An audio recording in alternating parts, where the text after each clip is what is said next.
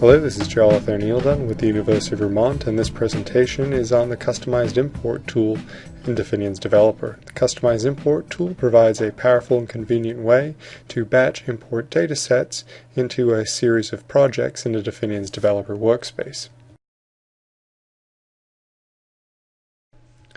I'd like to begin by taking a quick look at the data that we're going to be importing using the Customized Import tool by providing an overview of the data in a GIS software package.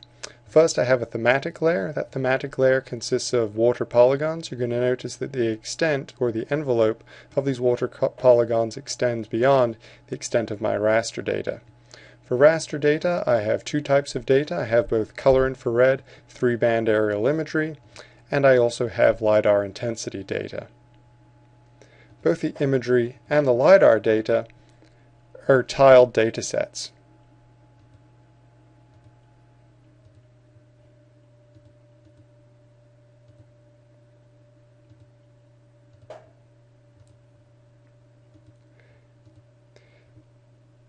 In addition to being tile data sets, these data sets actually overlap one another along the edges.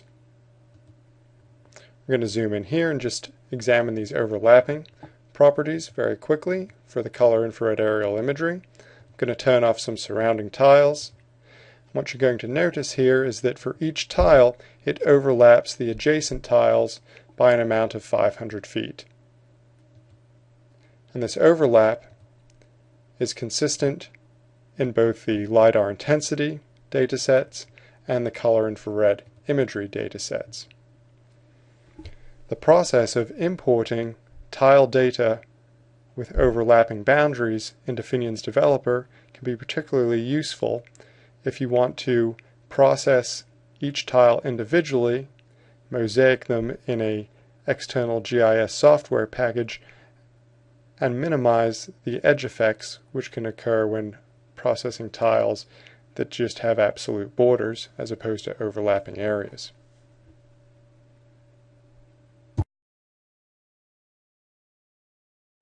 It's important to note that I have a consistent number of tiles. That is, I have 16 color infrared imagery tiles and 16 LiDAR intensity tiles.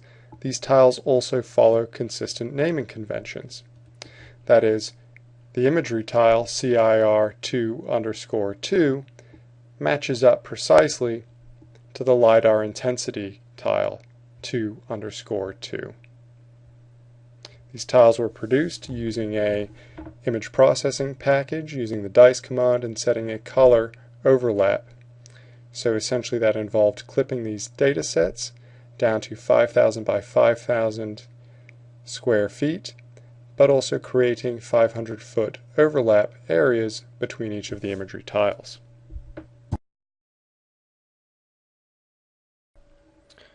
Now let's turn to Definion's Developer to examine the customized import process. Once again, the goal of this customized import is to create individual projects for each pair of raster datasets. So each project should contain both a raster tile and the corresponding LiDAR tile, and of course include the appropriate thematic features that fall within those tiles. In order to run a customized import, I have to generate a workspace. I'm going to create a new workspace here, my Definion's Developer environment. Once I have a workspace, I can access the Customized Import tool by right-clicking on the workspace and going down to Customized Import. It's a good idea when you have your Customized Import tool open, if you run previous customized imports, to clear those imports out.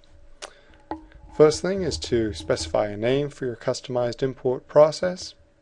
The second step is to specify the root folder. The root folder is the parent folder containing all the datasets that you want to import.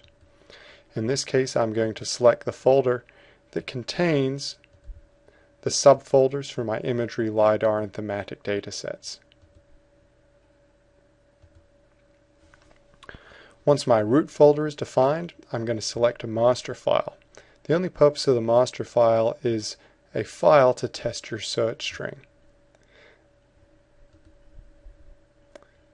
In this case, I'm going to simply grab the first imagery tile I have, CIR_1_1, And then I'm going to build the search string, and I'm going to test the search string based on this master file. The search string is really the crux of the customized import process. This is what Definions uses to go through all of your data sets, in this case go through the imagery and LiDAR data sets, pair the appropriate data sets up, and create projects from them. So in this case I'm going to replace the AnyFolders variable with the name of the folder containing my imagery data, which is imagery. I'm going to leave the scene variable there, but before the scene variable I'm going to type in 4 characters. These are the same 4 characters that precede each and every imagery tile. I can then test this search string on my master file, and you can see here that the search string returns scene1_1. It's exactly what we want. Let's turn to the Image Layers tab now. This is where I can define things such as no data handling policies and aliases for my layer files. In this case I'm going to set the no data handling policy for all my layers to be 0, so if there's pixel values of 0 they're going to be treated as no data areas. I'm also going to take the time here to define aliases. This is particularly useful if I have other data sets, or rule sets rather, that make use of alias names in the rule sets, especially for any customized procedures. So I'm going to provide alias names for each of my 3 bands here: the near infrared band, the red band, and the green band. You can see here that for this file, the color infrared imagery, the search string that we defined in the workspace is being used. I'm going to go ahead and run the customized import. So what the customized import doing is it's grabbing all of those imagery tiles, and for each imagery tile it's creating its own project. If I go in and examine the contents of these projects, you can see that for each project I have 3 bands, the near infrared, red, and green, with the aliases correctly defined. But of course I want to also include a LiDAR tile in each project, so I'm going to remove these projects and repeat the customized import, only this time including the LiDAR data.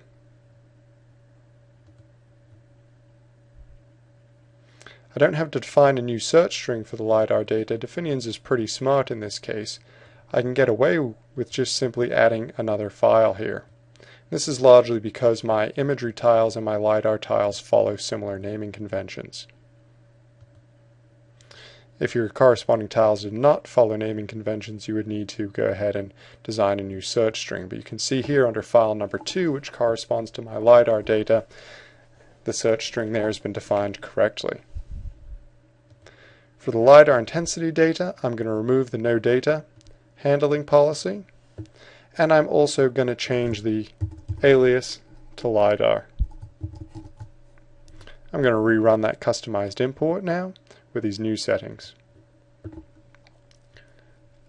Once again, I have a separate project for each of my 16 tiles.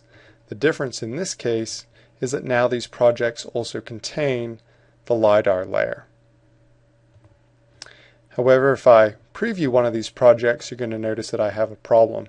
Specifically that I have this black area. It's actually not a no data area, and it's not the edge of a tile. This is caused by a mismatch between the LiDAR data and the imagery. This problem is caused by the fact that the LiDAR data is acquired at a higher resolution, thus a different pixel size than the imagery data. I'm going to remove these project files and show you how we correct this problem using the customized import tool. To correct this problem, all I have to do is go to the Scene tab here and choose to use geocoding, and I'm also going to specify the units for which my data is in. This is also a good time to go ahead and specify the thematic layer that I want to use. I'm going to add a layer here. I don't need to do a search string because I only have one thematic layer. And in this case I'm adding a shapefile, the water polygons that we examined earlier, and I'm going to assign an alias. Let's run the customized import for the final time. Once again, creating 16 projects here. Let's examine one of those projects. You can notice that now we no longer have the mismatch between the LiDAR data and the imagery. They seem to line up just fine. If we look inside this project, you're going to notice that in addition to my 4 raster layers, the 3 imagery bands, and the LiDAR data, I also have my thematic layer defined. And if we take a look at the view settings here, you're going to notice that the thematic layer, only those thematic features that fall within the tile have been retained. This is important because there's no need to clip down your thematic data set to match each one of those tiles prior to running a customized import. That concludes this presentation on the customized import tool in Definion's developer. Please feel free to contact me if you have any questions.